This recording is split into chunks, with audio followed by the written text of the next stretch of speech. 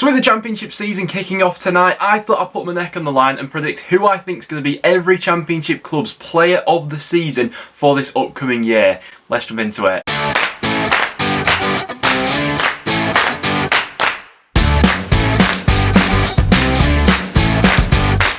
Guys, welcome back to another video on the channel. Now this is either going to be a video that we look back on at the end of the season and laugh at how wrong I was, or just laud in the genius of all these selections that I'm about to go through with each club. If you do go on to enjoy today's video though guys, make sure to leave a like. If you didn't see it yesterday, make sure to check out my week 1 championship score predictions. If you want to get involved in the Patreon only prediction league, check that out down below. We've also got a fantasy football league going for both the championship and the Premier League. If we get it 450 likes on today's video, that would be massively appreciated. The only rule that I've set myself for this video is I'm not going to be going with a player who won the Player of the Season award at your club from last season. But apart from that, anything goes. Let's jump into it. Starting out with Barnsley. Now, I believe that Michael Heelick won their Player of the Season award from last season, and the pick that I'm going to go for, maybe a bit of an obvious one, but Callum Styles, I really fancy to have an absolutely top year this time round for Barnsley. There's the argument to be made that maybe he gets even more involved in an attacking sense if he is moved into the centre, obviously with Alex Mowat moving on. I know they brought in other people into that position, but Styles is so versatile in the positions that he can play.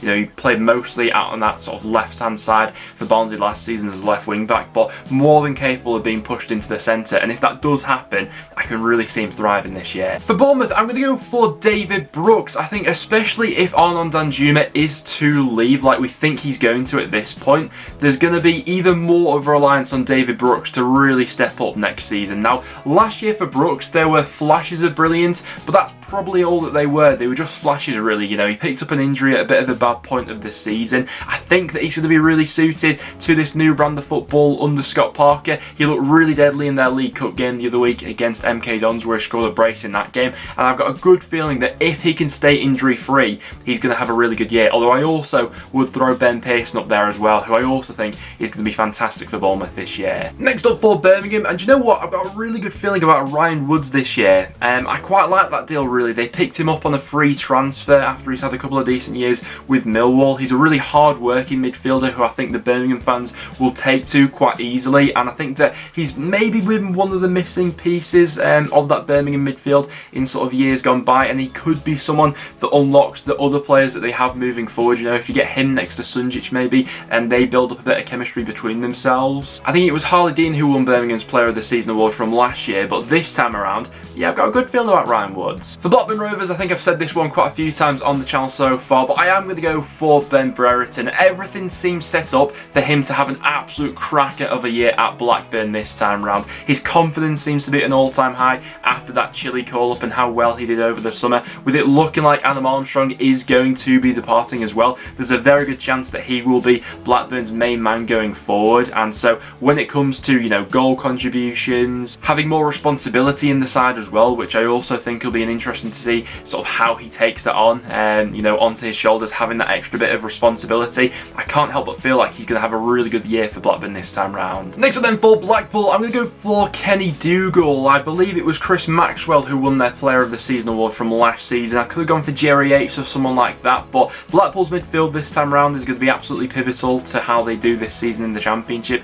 and Dougal was a key component of that in League One. Obviously their playoff hero in the end for the playoff final. We have briefly seen Dougal in the Championship before. He got a few appearances for Barnsley before he departed, but for Blackpool last season he was really the player who was breaking stuff up in the middle. 3.2 tackles per 90, 1.1 interceptions, 1.6 fouls. You know, he gets stuck in, but he also has that goal threat about him as well, which was shown in the playoff final. Blackpool's defence was obviously their strength in League One. It's going to be the same in the Championship this time around, so someone like Dougal I fancy to be quite good this time around in the Championship. Next up for Bristol City, I'm going to go for Thomas Callas. Daniel Bentley won their Player of the Season award last time round, but Thomas Callas, I've got a very good feeling about this time round. He was so good in the Euros. He was absolutely dominant. I expect Bristol City's strength this season probably to be their defence, you know, especially considered to the sort of attacking options they've got at the moment where they're looking a little bit more light. But, you know, the introduction of Atkinson who's coming in, they got a top goalkeeper in Daniel Bentley,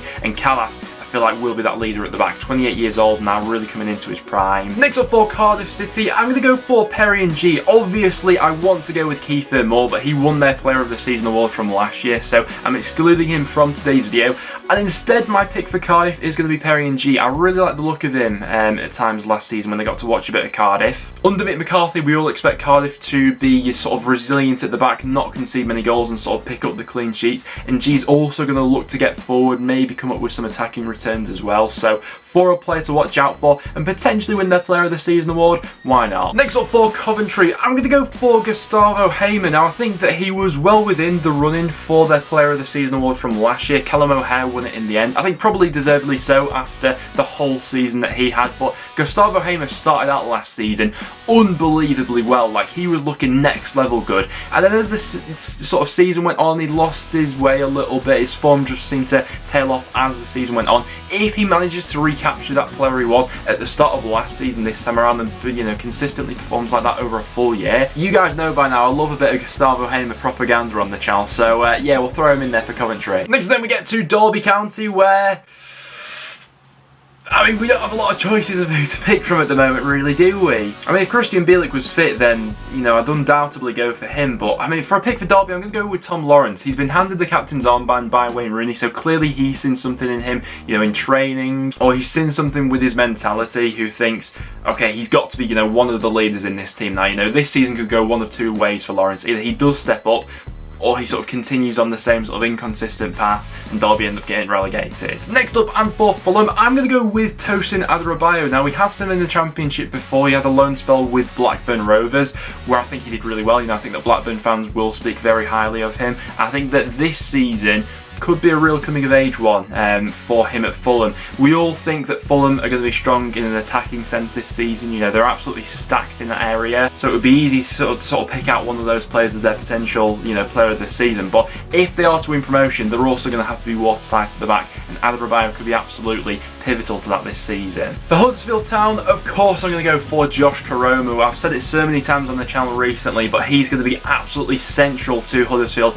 and if they manage to do anything this season, I'm a massive fan of him. We saw it in the second half of last season when he got himself back from that injury. That performance against, I think it was Blackburn away, really springs to mind. He's absolutely brilliant, cutting inside onto his right foot. Last season for Huddersfield, I think it was Jonathan Hogg who won their Player of the Season award, but this time I can't look past Koroma if he stays fit. Hull City, I am going to go with Malik Wilks. I do feel like the majority of Hull's goals this season will come from those wide players sort of looking to cut inside. Last season it was George Honeyman who won their Player of the Season award after a fantastic campaign for him. Obviously he was brilliant in that midfield and provided a lot of service to the forward three, but this time round I just have the feeling about Malik Wilks. He's got a bit of a point to prove in the Championship after how sort of his last time at this level went, you know, being relegated with Hull and things not really clicking with him at Barnsley. Luton Town, I'm going to go with Alan Campbell. And now I've liked the look of quite a few of the signings that Luton have made so far in this transfer window. They've been really busy as they sort of refresh the squad as they're looking to improve on their 12th placed finish from last time.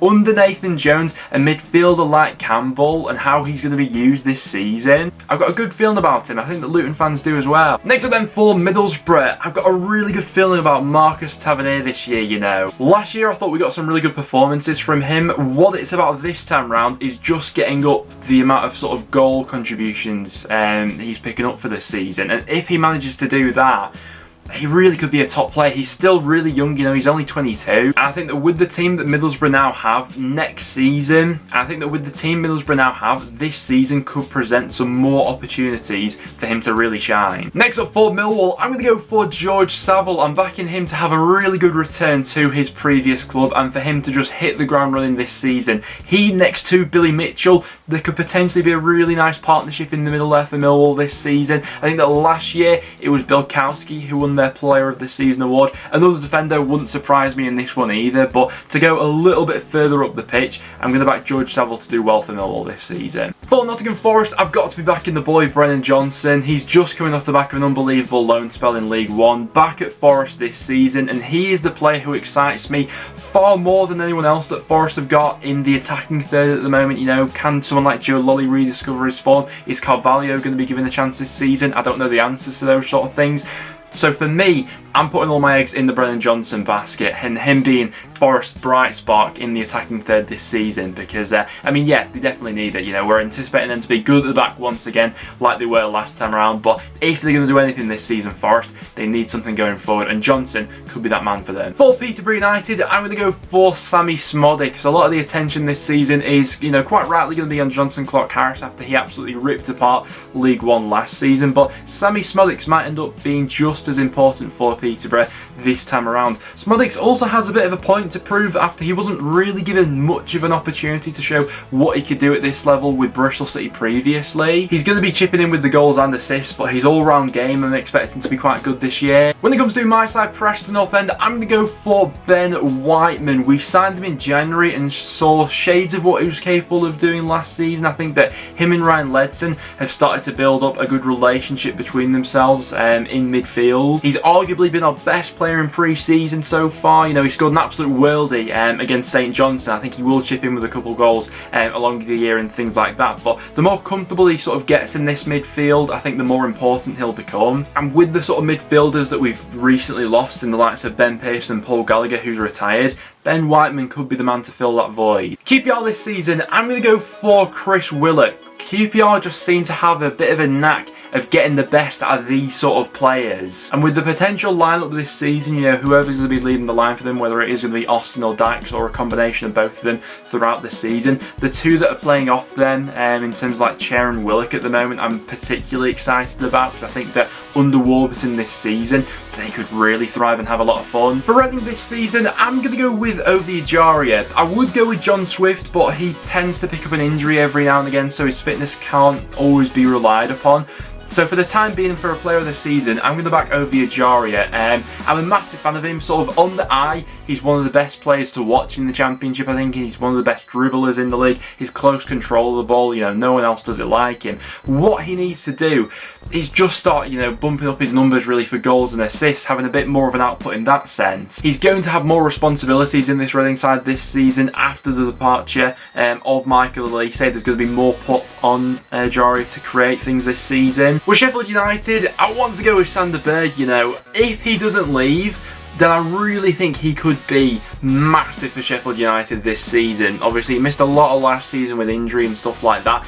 As of recording right now, it looks more than likely that he will be sticking around, which is massive for their season. If he does end up leaving though, I'll throw someone like John Egan in there. Fancy him to have a good year as well. Coming up next for Stoke City, I've got a good feeling about Mario Vrancic this year. You know, he didn't get all too much of a chance to really shine in that Norwich team last season. Obviously, they were stacked with attacking talent going forward, and his chances were a bit more sort of few and far between, sort of coming off the bench for 10 15 minute spells here and there. With Stoke this season, he's going to be much more pivotal. He also takes a bit of the creative burden off someone like a Nick Powell, who there was maybe a bit of an over-reliance on at times last season. Scored a worldie of a goal against Aston Villa, I saw in pre-season as well. And yeah, I've got a good feeling about Vrancic this year if he stays fit. Swansea City, I'm going to go for Ben Cabango. There's going to be more emphasis on him at the back this season, still at such a young age, but for him to step up even more now that Mark Guay, he is no longer there. Freddie Woodman as well, who made up sort of that spine of that brilliant Swansea defence last season. Cabango's going to be absolutely massive for Swansea this time around. And then finishing it off with West Brom, I'm going to go for Callum Robinson. Myself as a Preston fan, I'm obviously a huge fan of Callum Robinson, and I still feel like West Brom fans are yet to see what Robinson is truly capable of at this particular level. You know, when he first came to West Brom, he came towards the end of that promotion season. They obviously then had him for that year that they had in the Premier League, but giving him a full season in the Championship, he's going to absolutely thrive this year. I saw it in his last season that he had with North End that he was really ready to sort of go on to that next level, and I think that this year with West Brom we could really see that. But guys, there we have it. There are my picks for one player from every Championship club who I am backing to be your player of the season this time around. Do you agree with my selections? Let me know down below. Who are you backing to be the player of the season from your club this season? But apart from that, that will wrap it up for today's video, guys. Make sure to leave a like if you did go on to enjoy. I can't wait for Championship football to be returning, but apart from that, thanks for watching, and I'll see you all in the next one.